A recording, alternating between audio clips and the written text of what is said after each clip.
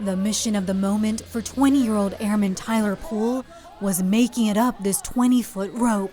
I wanted nothing more but just to drop from the rope, but then I heard my shipmates over here cheer me on, and just to keep on pushing. There you go. Pushing limits is second nature for Poole and others who aspire to join the ranks of roughly 350 other rescue swimmers in the country. Jason Mathers is part of that select few. He has been a rescue swimmer for 17 years. 90% of the people coming in the Coast Guard want to be a rescue swimmer. I just let them know that this is not something to take lightly. It's extremely difficult, physically and mentally, and just saying that you want to do it doesn't mean you're going to be able to do it. So what does it take to jump or rappel from a hovering helicopter 30 feet above South Carolina waters? Well, the teaching begins here in this pool at Air Station Savannah, 4 hours a week for 4 months. Are you hurt anywhere, sir? From rescue simulations like this one involving an injured pilot and deployed parachute, to countless laps lugging a 15-pound brick and towing your buddy around the pool. Sessions are physically demanding and intense, but Mather says becoming a rescue swimmer takes even more mental strength. You have to keep yourself from quitting. You have to tell yourself to keep going, and you have to have the mental fortitude to keep on when your body's telling you to stop. I believe it probably requires almost maybe more mental than physical, just because it's passable. It's just what you believe. If you think you're going to be able to make it, if you believe you can. After 4 months of rigorous training here, these airmen will go off to Elizabeth City, North Carolina for another 18 weeks of rescue swimmer school. About 4 out of 10 will make it through that. Up, one, down. 24-year-old airman Eric Lamy didn't succeed the first time around.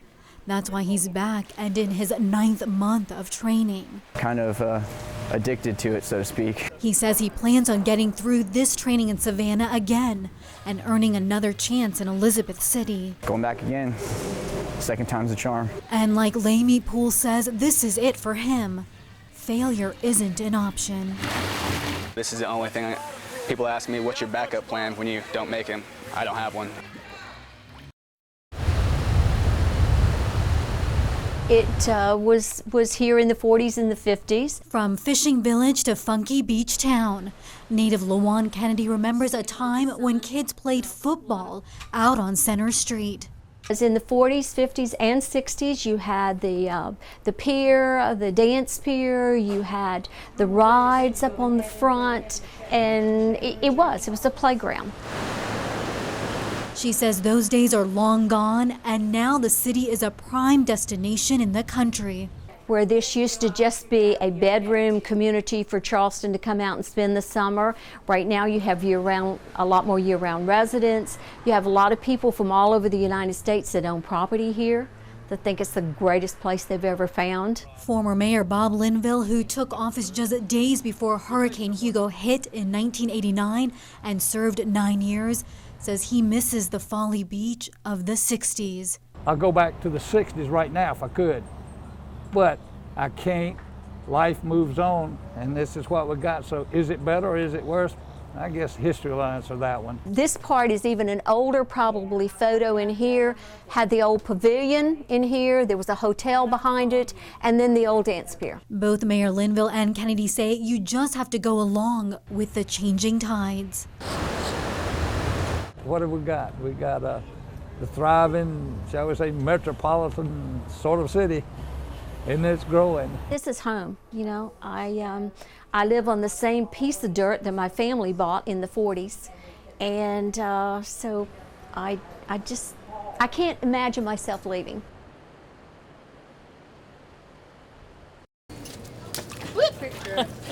I did notice that there was a lot of water running outside of the hotel over there. And there's a lot of water right here in the curbs and the areas. It looks like maybe the water runs a little bit slow into the gutter system here. It's just part of our tradition here. We're known to flood. They're doing a new drainage system. They started this week. Well, the rain started by maybe about 2:30, 3 o'clock. And we had to shut it down because of the flood. I mean, it's Labor Day weekend, and today is probably the Northerners' shopping day. They're cinnamon roasted, also have them in praline. We thought if we come down here Labor Day, everything would still be open quite a bit, especially the marketplace. Everything is homemade by the owner's daughter. We've had a great weekend, and the summer's been pretty good too as well. I mean, you have your slow days and all. Overall, I'm grateful for what we have. It felt like 1,000 needles were going into my eye. This bite on 4th grader Ailey Deering's leg is slowly healing after a fast and frightening dog attack near her home. Deering and 6-year-old Craig Graham were playing along this path. Deering says on their way home they saw a man with 3 dogs walking towards them. She says 2 of the dogs were on a leash, and the owner was repeatedly hitting the dog that wasn't on a leash with a stick. The little boy said that that wasn't nice, and then all of a sudden the dog just jumped up on him, started to bite and claw at his eye. My sister was right here next to me. Deering's older brother jumped in. The dog was attacking CJ, and then Ailey was trying to get away, and then the dog saw her, and the dog just attacked her, and then I was trying to hold CJ back. After the attack, Jonathan carried the little boy home. The kids say the man did ask if they were okay, and when they told him that they were bleeding, he took off running in this direction. The hardest part for me over the last 72 hours is just keeping this, the anger in check and just focusing on what needs to be done as far as the kids. Scott Deering realizes it could have been much worse. He says he's worried the dog may wander into the neighborhood. See, the playground's right here, and it's not more than 100 yards down this path to the playground, the pool, and the kids out here all the time. There's lots of young children in this neighborhood. Are you gonna keep coming out here and playing? No, never again. No, there's no poo-poo.